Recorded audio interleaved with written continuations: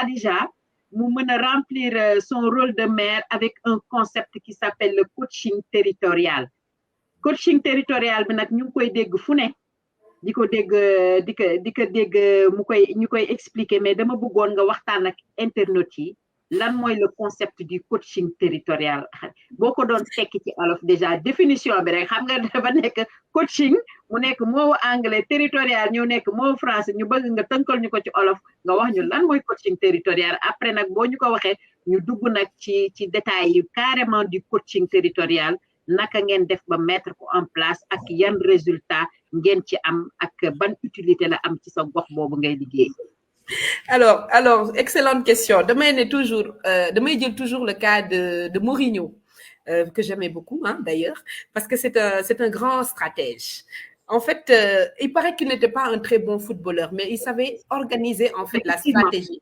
Ba nga xamné équipe am day gagner. Donc, c'est un coach. Et quand on parle de territorial, moi, le territoire, moi, la commune, moi, le pays, moi, le domaine bi nga xamné ci nga nek, c'est ton territoire. Donc, l'objectif aujourd'hui, c'est de coacher le territoire. Manam, de faire organiser le territoire. Ba nga xamné dina livrer tout son potentiel. Et l'objectif, à la fin, c'est de gagner. Donc, comment faire pour gagner maintenant sur un territoire? Xam nga man li ma wax sank, nga poser en filigrane, et je pense que je l'ai développé aussi dans mon speech. Moi, dama gëm ni ben nit mënut a nek fépp. Mais en tant que maire, nous avons la responsabilité sur tout. Tay bu fekkon xeyna tay mu am ben émeute bu am wala ben mouvement bu am ci sama ben parti territoire, je suis responsable. Lu fa xew man ma am responsabilité. Mais mënuma nek fépp. Donc, boo fekkee ne da nga am responsabilité sur tout, te mënuloo nekk fépp, il faut nga trouver l'ingénierie qui te permet aujourd'hui de pouvoir en fait faire bouger ton territoire, un territoire en mouvement. Je donne un exemple aujourd'hui. Je prends juste le cas en fait d'un plan de développement communal. Si ma bëggee liggéey un plan de développement communal, mënuma tëju ci sama biir bureau, décider avec mon conseil ou mon bureau municipal du projet que nous devons faire pour les 5 prochaines années ou pour les 10 ou 20 prochaines années. Parce que nous administrons 120 000 personnes. Yo xamné ci biir territoire bi yow leer na la né amna ño xamné ñoo la ëpp diplôme, ñoo la ëpp parcours, ñoo la ëpp xam-xam. Liñ la dénk ñom liñ ci xam yow xamuloo ko ci. Mais aussi bo amé un territoire bo xamné ay quartier la, quartier bu nekk la mu bëgg mo la ko gëna xam. Donc, le coaching territorial est l'intelligence d'un territoire en mouvement. Nan nga koy mëne réussir, mooy permettre à chaque citoyen mu am un cadre qui lui permet en fait d'exprimer lan la bëgg ci li ngay def. Je prends un exemple tay suma jëlone ben xeer mané xeer bi kat mu ngi déranger c'est talibé. Man dama ko wara déplacer ndax gauche la koy yobbu wala droite la koy yobbu. Man mën na tok sama bureau né suma ko yobbo gauche mu bax. Keneen jóge feneen ne yóbbu ko ci digg bi keneen ne ma tegee ko nee est-ce que su ma dajale woon ñi ci mën a am xam-xam yépp ne leen pierre bi fu ñu koy def kii ne la boo ko tegee fii kat du boucher égout bi te bu égout bi boucher tey su subaa inondation dina am keneen ne la xeer bi sax est-ce que duñ ko toj ba mu sew ñu tasaare ko nga xam ne problème bi dootul nekkati problème et j'en passe. C'est un exemple très simple pour vous dire que le coaching territorial, c'est l'art d'inclure les populations dans toutes les décisions que nous prenons. De la conception à la réalisation. Li nga xam ne Olof Njaay daf ko wax mooy tubaab wax ko lépp looy def pour man sans man c'est contre moi. Le coaching territorial vient apporter une réponse au territoire en disant que tout ce que nous devons faire pour les populations doit se faire à la base en concertation, de manière inclusive, mais aussi de manière itérative avec les populations. Man, c'est cette démarche que j'ai décidé d'aborder en termes de gouvernance. Mu nekk aussi loo xam ne c'est même la loi qui nous l'exige. L'inclusion, la participation citoyenne doit être effective sur les territoires. Je prends l'exemple aujourd'hui que nous sommes en train de vivre en plein dans la commune de Golfe Sud sur le coaching territorial. Nous sommes en train de bâtir notre plan de développement communal durable. Manam plan bi nga xamné projet yi nga xamné mom mo ñu wara mëna permettre ñu mëna impacter véritablement notre mandat et au-delà de notre mandat apporter les changements qu'il faut dans la commune de Golfe Sud. Nous sommes en train de faire tous les quartiers, quartier par quartier, dem tok ak nit ñi ne leen ëllëgu Golfe Sud nan ngeen ko bëggé. Lan ngeen bëgg ñu mettre l'accent. Quelles sont les priorités que vous avez? Quels sont les problèmes que vous avez? Et à partir de cette étude, à partir de cet échange, à partir de cette implication des populations, tu te rends compte que yow xëy na sax li nga xalaatoon baax na mais ñoom lii lañ ko xalaatee nga inclure seen ay préoccupations nga mën a jël en compte seen xalaat parce que yow mën nga am xalaat mu rafet nekk lu baax mais soo leen ci boolewul suñu ñëwee dañuy seetaante bu ñu seetaanee projet bi mën na échouer. Donc le coaching territorial aujourd'hui c'est un outil bi nga xam ni c'est le gouvernement des élus d'Afrique qui s'appelle la CGELUA qui l'a institutionnalisé en tant que démarche bi permettre à tous les exécutifs locaux, à tous les communes, ñu travailler avec des coachs territoriaux certifiés par le gouvernement des élus d'Afrique pour nous accompagner dans la mise en place de tous les projets et programmes de manière inclusive, de manière participative et de manière itérative. Maanaam ñu inclure toutes les franges de la population, mag, ndaw, góor, jigéen, dans tout ce que nous faisons comme décision, mais aussi dans la mise en œuvre, mais aussi dans l'évaluation. Nous permettre aussi aux gens de pouvoir avoir des cadres de concertation pour donner leur avis. Nous pouvons aussi permettre aux populations, en cas de problème, nous pouvons talk autour d'une table avec tous les acteurs concernés pour trouver une solution collective et collégiale.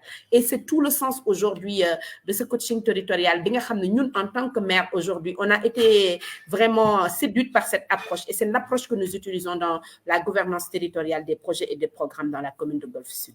D'accord. Donc Khadija balaa ñuy ñëw ci résultat yi da nga wax lu am solo loo xam ne dama ko bëgg a tënkal tamit ñi ñuy seetaan li am solo li nga gën a wax mooy nga bëggal nit dara nga impliqué ko ci biir dem laaji ko toog waxtaan ak moom loolu dafa am solo bi mu am mooy nit ki comme ni nga wax sànq bu ñëwee di boo ñëwee indi sa projet dina la jox nopp bu baax dina la déglu te dina ci impliqué wu te ki impliqué ci boppam ci projet bi mooy dafa responsabiliser boppam ci projet bi te loolu dafa am importance te yëg-yëg dafa am solo nit ki nga bëgg ko defaral dara di nga ko ñëw seet ne ko man de lii laa la bëggoon defal loo ci xalaat loolu dafa am importance parce que keroog maa ngi koy waxtaan ak sama benn xarit rek mu mel ni nit ki ñëw ma ne la dama liw dama bëgg nga ñawal ma robe dama bëgg a robe nga ñëw indi ma benn baylaat c'est vrai que ça me couvre dina ma couvrir ba mu baax mais man robe gàtt laa bëggoon nga ne mais tamit toog déglu nit ki rek ne li mu bëgg nga koy defaral am ngeen tamit un devoir de les challenger sur leurs besoins et aussi de prioriser seen besoins yooyu nga xam ne moom la ñu am parce que nit ki tam du lu mu bëgg rek nga koy topp di ko defal lii daf ñuy permettre ñu revenir toujours ci concept yaay ak doom ngeen bañ di céder toujours ci li nga xam ne moom la population bi bëgg mais bu ngeen identifier les besoins de la population je pense que tamit ngeen identifier ko xam li ñu bëgg wan leen ne yéen lii ngeen bëgg lii la ngeen bëgg ñu defalal leen ko waaye il faut ñu defee ko nii ak nii ak nii ak nii te loolu tamit il faut tamit ngeen xam tamit je pense damay jéem a deviner rek ngeen am budget bu mën a permettre mu réaliser loolu et puis ngeen jouer la transparence ci loolu ci foofu. C'est vrai, c'est tout à fait vrai. En fait, pour expliquer un peu, le coaching territorial est un outil. Outil le boo xam ne daf lay permettre nga mën a atteindre les objectifs que vous fixez.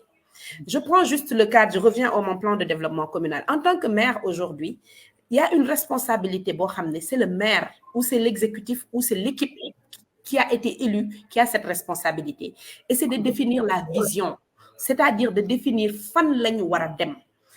À côté de ça, aller vers les populations pour les écouter et à partir de ce qu'ils disent, nga mën a xam yow comment tu prends en compte toutes ces préoccupations pour pouvoir ensuite définir les différents axes sur lesquels tu veux travailler avec les acteurs, avec lan lañ ci xalaat, mais aussi yow et tes équipes techniques, parce que dans chaque domaine aussi, vous avez des professionnels du domaine qui peuvent aujourd'hui vous accompagner pour que vous puissiez mettre en place quelque chose de potable. Et donc, il ne s'agit pas seulement de demander aux gens, dans la vie, quand vous allez voir les populations, ils veulent tout. Il y a des choses qui dépendent de vous. Il y a des choses qui ne dépendent pas de vous. Mais il faut aussi que nous ayons l'honnêteté et la sincérité de pouvoir dire ce qui dépend de nous et ce qui ne dépend pas de nous. Ça, c'est important. Ce qui est possible et ce qui n'est pas possible. Mais aussi, quel est le rôle et l'apport de chacun dans l'atteinte des objectifs communs que nous avons. En tant que population, si par exemple, je prends le cas des commerçants qui ont le devoir de pouvoir, par exemple, acquitter aussi certaines taxes, mais suñu acquitté wul si seen ay taxes ba pare ne la dama bëgg nga la taal lampe yi dama bëgg sécurité dama bëgg leneen à nous de les amener à pouvoir xam lan mooy seen responsabilité par rapport ak li ñu bëgg ban rôle lañ ci war a am mais aussi en tant que maire nous ne devons pas un citoyen ou des citoyens ou un groupe de citoyens d'y participer à la mise en place d'un budget et que derrière il n'y a rien qui revient vers eux. Donc en fait c'est tout le sens en fait de cette gymnastique qui est itérative dafay dem di ñëw di dellu. Il y a l'inclusion, il y a la participation, mais il y a aussi la manière itérative maanaam day dem di ñëw et quand on s'entend sur quelque chose ku ci nekk dafay xam lan moo ciy wàllam population bi dina xam lan moo ciy wàllam collectivité bi dina xam lan moo ciy wàllam mais aussi les acteurs de l'État. C'est une chaîne boo xam ne chacun est acteur et responsable sur une partie de la réussite de l'objectif, de l'atteinte de l'objectif. Loolu mooy le sens de ce coaching territorial. Aujourd'hui, c'est quelque chose que nous sommes en train de faire dans la commune avec des animateurs. Quand vous parlez des animateurs, ce sont nos bras. Sànq yaa ngi may laaj nan lay def ba organiser wu. Aujourd'hui, moi, j'ai 40 bras. 40 bras, c'est des animateurs en coaching territoriaux qui sont des développeurs, qui sont des acteurs communautaires, qui sont des personnes dans des secteurs différents, ni dans l'économie locale, ni dans la culture, ni dans l'assainissement, ni dans des projets de volontariat, ni dans X projets yoo xam ne ñoom ñooy nekk samay référent projet ñoom ñooy dem ci population yi ñoom ñooy waxtaan ak ñoom ñoo may indil ñoom ñoo may permettre ma mën a am une lecture objective du territoire qui vient des acteurs et à partir de là ñun on fait notre gymnastique interne avec nos conseillers, avec nos équipes techniques pour pouvoir donner en fait du sens à l'information territoriale que nous avons et organiser cette information pour le rentrer dans le cadre de notre vision, de nos axes stratégiques, pour définir des programmes qui prennent en compte toutes ces remarques, toutes ces suggestions, mais aussi qui définissent le rôle que chacun de ces acteurs aura à jouer dans la mise en œuvre des projets.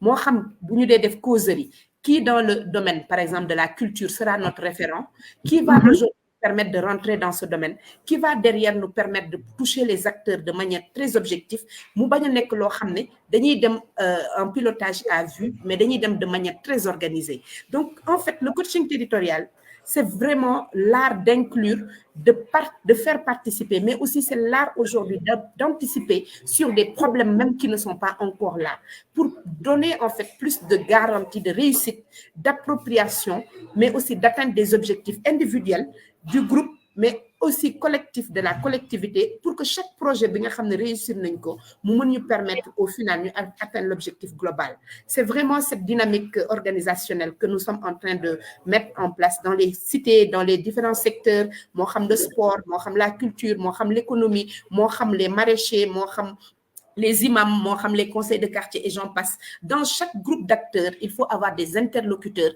qui sont aujourd'hui légitimes pour pouvoir parler, mais il faut aussi permettre des passerelles de discussion et de négociation pour permettre aux populations d'apporter leur contribution au projet de la commune.